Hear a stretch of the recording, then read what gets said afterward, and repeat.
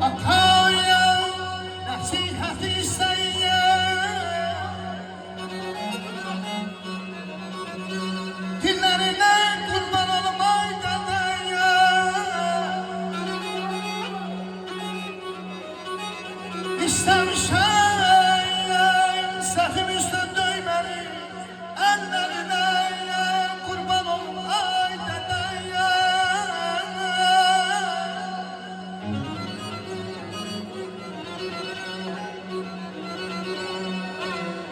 Şişan kaya aşıma yalansın Kanan kaya senden ömrümden alsın ya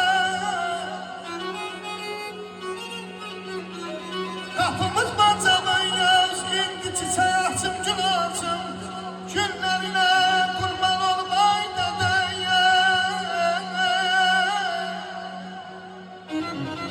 Dünyadan keçenlere rəhmət edirik, qalanlara can sağ edirik.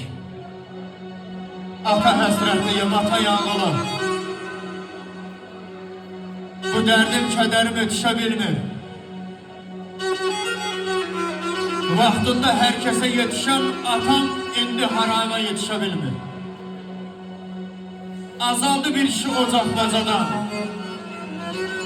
Sinəmi hər dərdə gərə bilmirəm. Qalsam da ocaqda ata əvəzi, valla atamın yerini verə bilmirəm. Əzim atasızlar, hər dərdə atasızlar.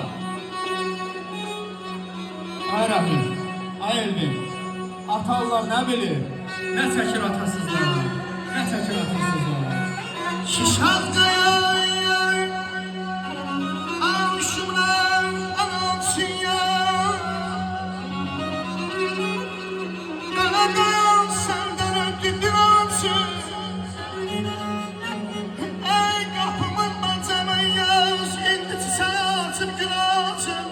Günlerine kurban olmayı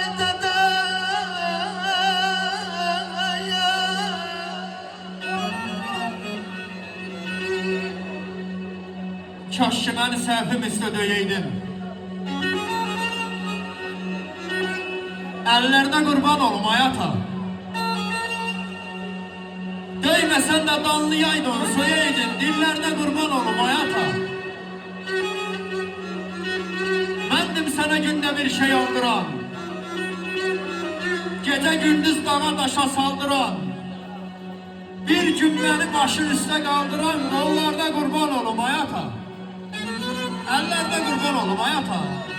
Ey oğlum yay, mən müqəddər bildim atanı yayay.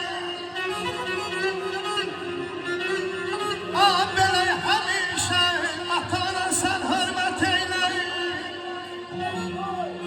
Heç bəlkə yay balam qalmadım ağlım kəsənəm. Gözü bağlana dayanədən ay aman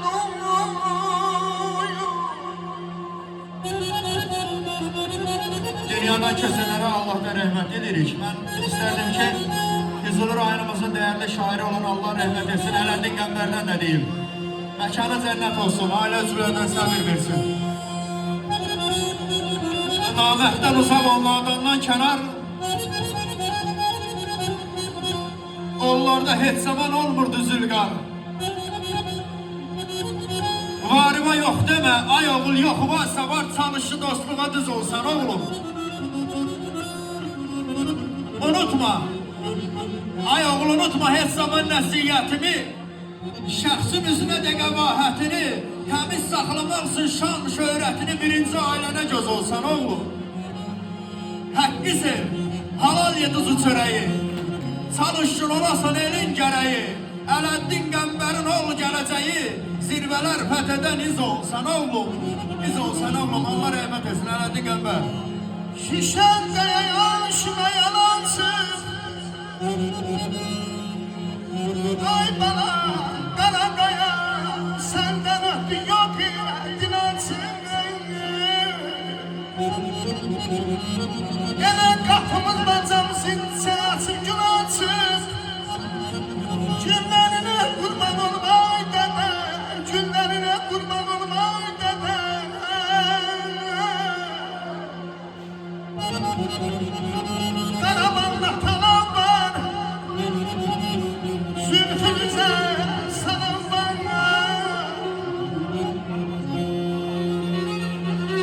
geldin sen sen